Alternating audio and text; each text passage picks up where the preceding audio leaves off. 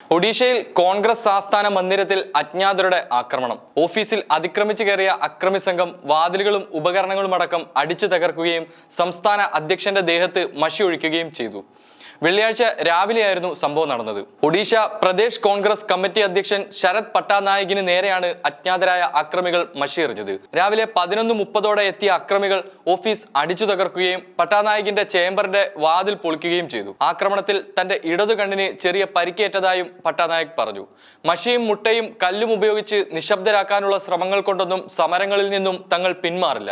ഈ ഭീരുത്വ പ്രവർത്തികൾക്ക് പിന്നിൽ പ്രവർത്തിച്ച BJPക്കോ മറ്റു ഗൂഢാലോചനക്കാർക്കോ തങ്ങളുടെ മുന്നോട്ട് പോക്കിനെ തടയാനാവില്ല എന്നാണ് അദ്ദേഹം പറഞ്ഞത്.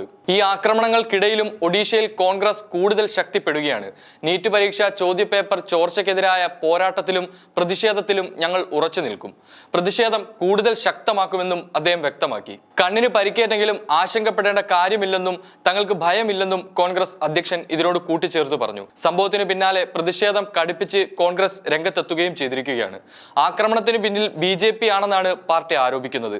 എന്നാൽ കോൺഗ്രസിനുള്ളിലെ ആഭ്യന്തര കലഹമാണ് സംഭവത്തിന് പിന്നിലെന്നാണ് BJP വക്താവ് ദിലീപ് മല്ലിക്കിന്റെ വാദം. പട്ടാനായിക്കിനെതിരായ കോൺഗ്രസ് പ്രവർത്തകർക്കിടയിലെ രോഷത്തിന്റെ പ്രതിഫലനമാണ് മഷി ആക്രമണം. സഹതാപം നേടാനായി കോൺഗ്രസ് മറ്റു പാർട്ടികൾക്ക് നേരെ വിരൽ ചൂണ്ടുകയാണെന്നും മല്ലിക് കൂട്ടിച്ചേർത്തു. നീറ്റ് പരീക്ഷയിലെ ക്രമക്കേട് മുൻനിർത്തി ഒഡീഷ ഉൾപ്പെടെയുള്ള രാജ്യത്തെ വിവിധ സംസ്ഥാനങ്ങളിൽ കേന്ദ്ര സർക്കാരിനെതിരെയും കേന്ദ്ര വിദ്യാഭ്യാസ വകുപ്പിനെതിരെയും വ്യാപക പ്രതിഷേധമാണ് നിലവിൽ നടന്നുകൊണ്ടിരിക്കുന്നത്.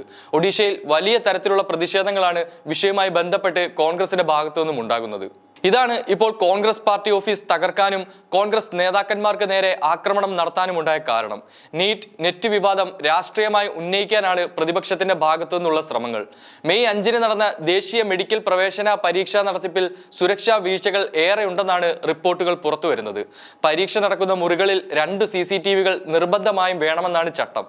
എന്നാൽ മിക്ക സെന്ററുകളിലും CCTV സ്ഥാപിച്ചിട്ടില്ലെന്നാണ് പരീക്ഷാ അവലോകന ചുമതലയുള്ള 3-ാം കക്ഷിയുടെ കണ്ടെത്തൽ. പരീക്ഷാ കേന്ദ്രങ്ങളിൽ ചോദ്യ പേപ്പറുകൾ സൂക്ഷിച്ചിരിക്കുന്ന സ്ട്രോങ് റൂമുകൾക്ക് സുരക്ഷ ഉണ്ടായിരുന്നില്ലെന്നും പരീക്ഷാ ദിനത്തിൽ നടത്തിയ സന്ദർശനത്തിൽ കണ്ടെത്തുകയുണ്ടായി. പരീക്ഷാഫലം പ്രഖ്യാപിച്ച് 12 ദിവസങ്ങൾക്ക് ശേഷം ജൂൺ 16-നാണ് റിപ്പോർട്ട് സമർപ്പിച്ചത്.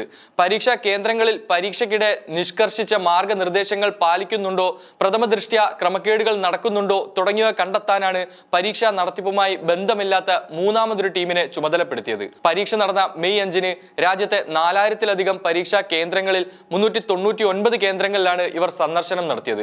ഇതിൽ 186 കേന്ദ്രങ്ങളിലും നിർബന്ധമായും പ്രവർത്തിക്കേണ്ട 2 CCTV ക്യാമറകൾ സ്ഥാപിച്ചിട്ടില്ലെന്ന് കണ്ടെത്തി.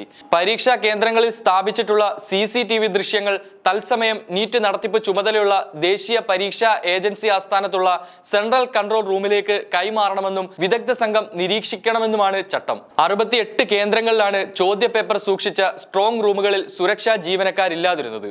83 കേന്ദ്രങ്ങളിൽ വിദ്യാർത്ഥികളുടെ ബയോമെട്രിക് വിവരങ്ങൾ ശേഖരിച്ച ജീവനക്കാർക്ക് നിശ്ചിത യോഗ്യത ഉണ്ടായിരുന്നില്ലെന്നും കണ്ടെത്തിയിട്ടുണ്ട്.